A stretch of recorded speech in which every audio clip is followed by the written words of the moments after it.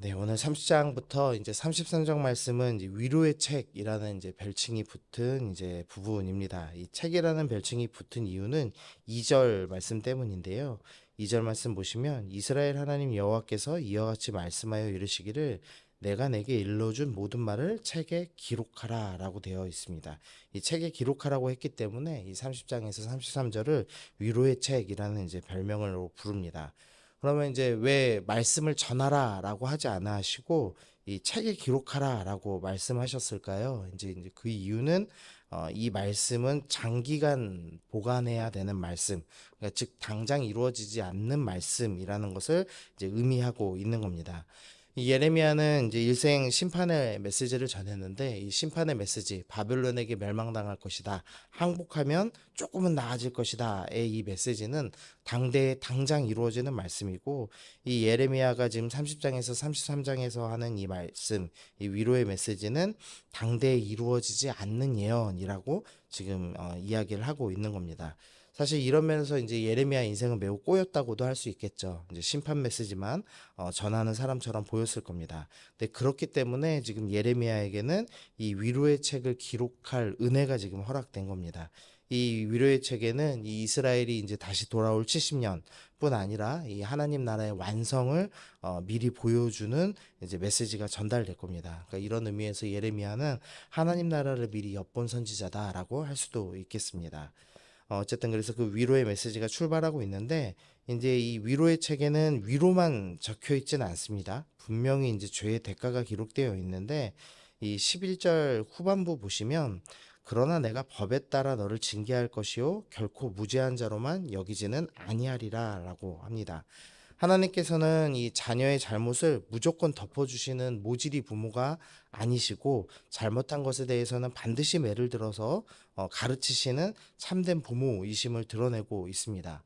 이제 물론 이 매질은 이 지금 주님께서 주시는 벌은 인간 기준에서는 약한 벌이 아니었습니다. 이 5절에서 7절에 그 벌이 나오는데 이 대표적으로 6절 말씀만 한번 보시면 너희는 자식을 해산하는 남자가 있는가 물어보라. 어찌하여 모든 남자가 해산하는 여자같이 손을 자기 허리에 대고 모든 얼굴이 겁에 질려 새팔에 젖는가? 라고 하면서 여기서 이제 남자는 용감한 군인을 뜻하는데 용감한 군인들이 이 해산을 앞둔 여인처럼 겁에 질리게 될 것이다 라고 하면서 유다가 맞는 이 징계, 멸망의 날은 결코 가벼운 징계가 아니다 라는 것을 지금 분명히 지금 드러내고 있습니다.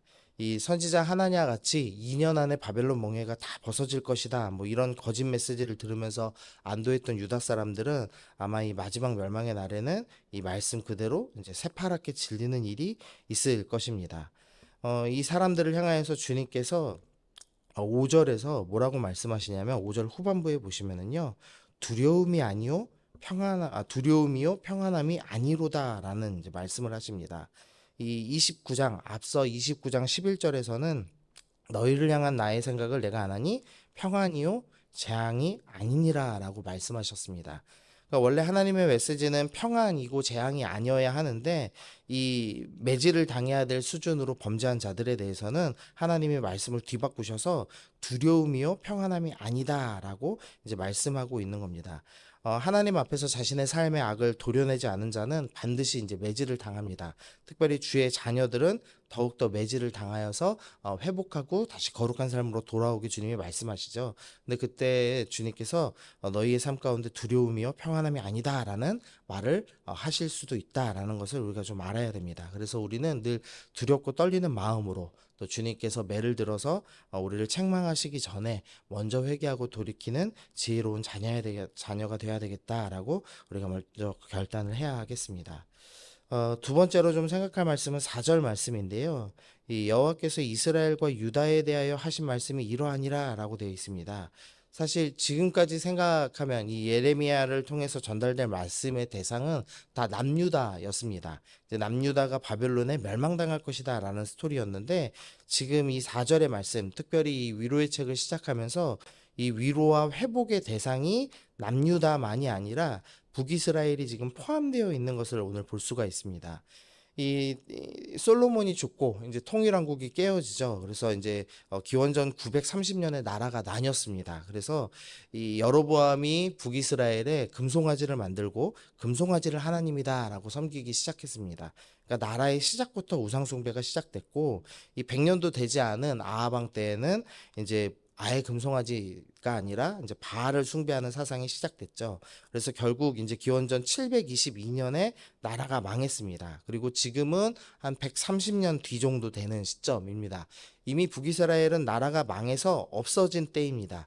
그런데 하나님께서는 여전히 북이스라엘을 잊지 않고 계시고 이 북이스라엘을 다시 회복시키겠다라고 선언하시면서 이 회복의 메시지를 북이스라엘과 남유다 동시에 지금 전하고 계시다라는 것을 볼 수가 있습니다.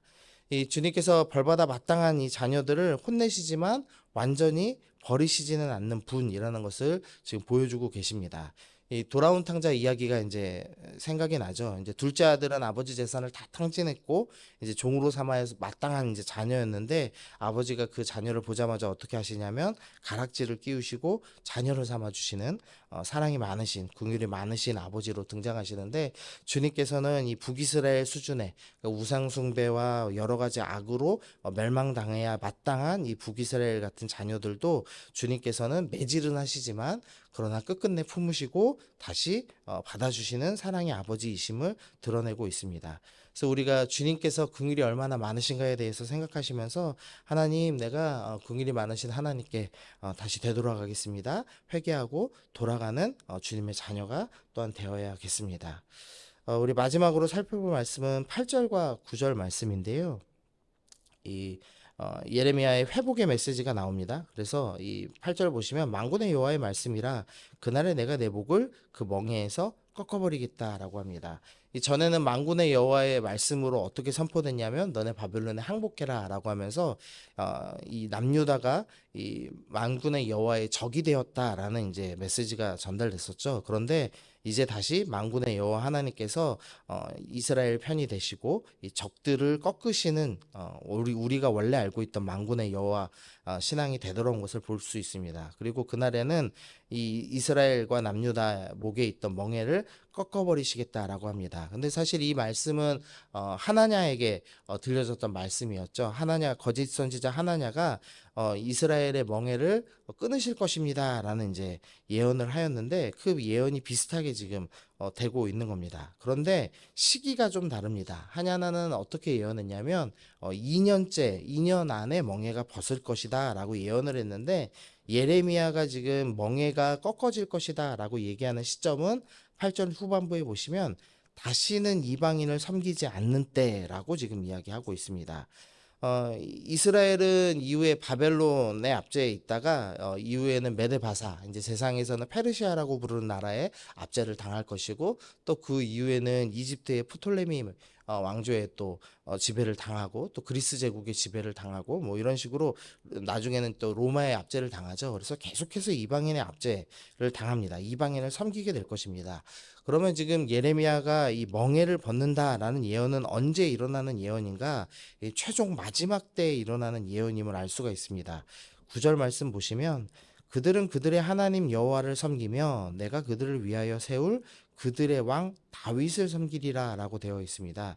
여기서 다윗을 섬긴다는 말은 다윗이 다시 살아난다라는 것을 말씀하는 것이 아니라 다윗의 자손이 다스린다라는 의미의 말씀이죠.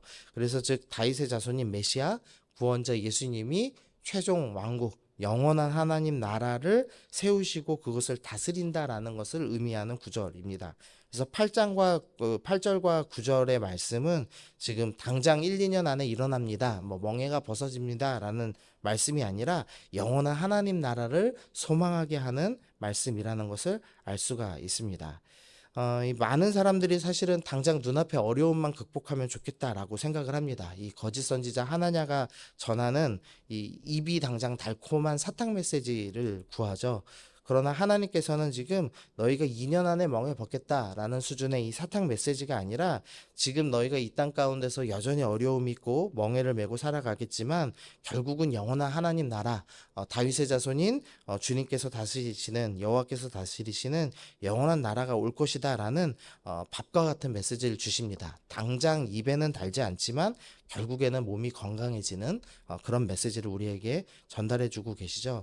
그래서 주님께서는 너희가 당장의 고난을 피하는 사탕 메시지가 아니라 밥을 먹는 건강한 자녀가 되어야 된다라고 우리에게 이제 말씀하십니다. 그래서 오늘 우리 마지막으로 좀 적용할 것은 주님 내가 당장의 평안을 구하고 당장 입에 달콤함을 구하는 것이 아니라 영원한 평안을 구하는 주님께서 주시는 밥과 같은 메시지 먹고 건강하게 자라는 성도가 되겠습니다. 오늘 그렇게 좀 결정하면서 나아가시면 좋겠습니다.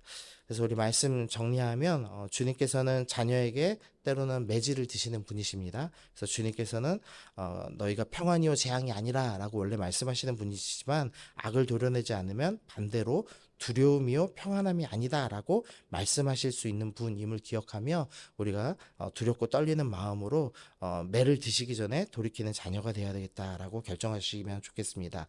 그리고 주님께서 매를 드실지라도 긍휼이 많으셔서 북이스라엘 품으셨듯이 다시 품으시는 하나님이라는 사실을 기억하시면서 빨리 회개하고 돌아가기로 결단하면 좋겠습니다. 그리고 마지막으로 이 예레미야의 예언은 당장의 평안이 아니라 영원한 나라를 소망하는 그런 메시지였음을 기억하며 우리가 오늘 주님 제가 오늘 당장의 평안 오늘 하루의 기쁨을 구하는 것이 아니라 영원한 나라 영원한 평안을 소망하겠습니다. 우리 그렇게 함께 기도하면서 오늘 나아가면 좋겠습니다.